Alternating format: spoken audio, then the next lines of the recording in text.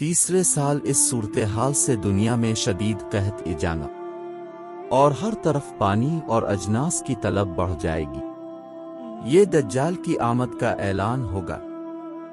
जमीन अपनी पैदावार 1/3 कम कर देगी। आसमान से बारिशों का सिलसिला कम हो जाएगा, चुनांचे जमीन की गल्ला उगलने की सलाहियत कम हो जाएगी। 1 साल गुजरेगा और जमीन अपनी पैदावार मजीद 1/3 कम कर देगी। आसमान से बारिशें मजीद कम बरसेंगी। तीसरे साल इस सूरत-ए-हाल से दुनिया में शदीद कहत जाना और हर तरफ पानी और अजनास की तलब बढ़ जाएगी। ये दज्जाल की आमद का ऐलान होगा। ऐसे हालात में दज्जाल दुनिया में नमूदार होगा। दज्जाल एक शख्स का नाम नहीं, दुनिया के निज़ाम पर एक सोच, एक अजाब और एक बहुत बड़ी आजमाइश का नाम है। अल्लाह ताला ने दुनिया की तकमील के बाद बनी नौ इंसान को शुतर बेमहार नहीं छोड़ा, बल्कि अपनी खास रहमत हम इंसानों पे की और अपने चुनीदा नेक बंदों यानी रसूलों के जरिए से मुसलसल हिदायत का सिलसिला जारी रखा। जिस कौम ने इताअत की वो कामयाब हुआ और जिन्होंने ख्वाहिश नफस की पैरवी की अजाब का शिकार हुआ। दज्जाल के खुरूज से कब्ल इसके लिए राह हमवार करने का सिलसिला यहूद व अंसारी की कोशिशों से जारी है। खुफिया इसराइली साजिशें तो अरसा से जारी है। इसकी ज़ाहिरी मिसाल यरूशलेम में अमरीकी सिफारत खाना के क़याम के ऐलान से देखी जा सकती है। दज्जाल को अल्लाह बहुत ज़्यादा क़ुव्वत अता फरमाएंगे। ये दुनिया के तमाम वसाइल पर इस वक्त काबिज होगा जब दुनिया शदीद कहत की लपेट में होगी और ये सारी दुनिया के इर्द गिर्द अपनी जदीद सवारी में चक्कर लगाएगा। दज्जाल दुनिया पर 40 दिन क़याम कर दिया। पहला दिन 1 साल के बराबर होगा, दूसरा दिन 1 माह के बराबर और तीसरा दिन 1 हफ्ता के बराबर होगा। बाकी दिन आम दिनों की मसल होंगे।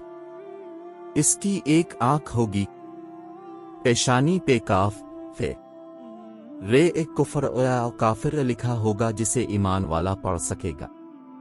आज दुनिया एक ग्लोबल विलेज बन चुकी है। सैटेलाइट और नेट के जरिए सब ममालिक और अक़वाम जड़ चुके हैं।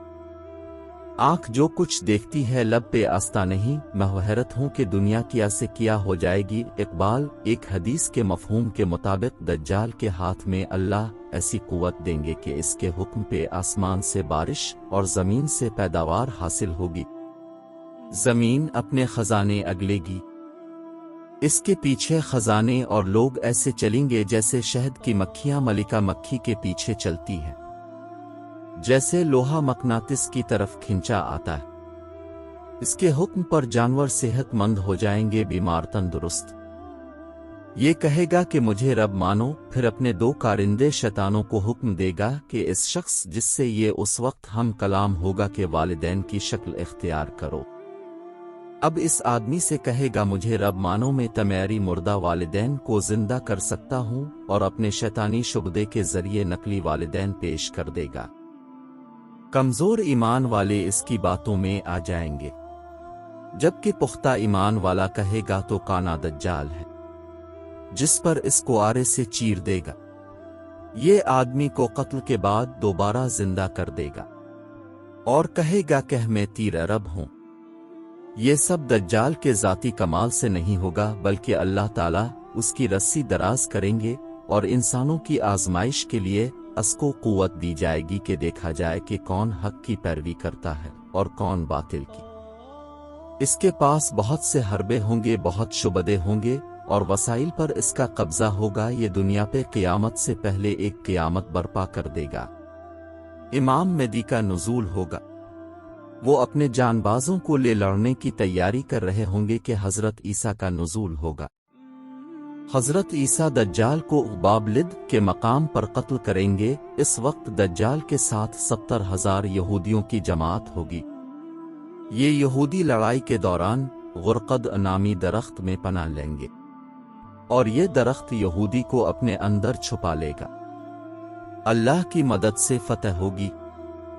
फितना दज्जाल बिसत आदम से क़यामत तक की सबसे बड़ी और हौलनाक आजमाइश है। اس سے حضرت محمد صلی اللہ علیہ وسلم نے پناہ مانگی اور امت کو محفوظ رہنے کے لیے سورۃ کہف کے پہلی 10 آیات حفظ کرنے کی تلقین فرمائی۔ اللہ مجھے اب سب کو اور ہماری آنے والی نسلوں کو اس سے محفوظ رکھے، آمین۔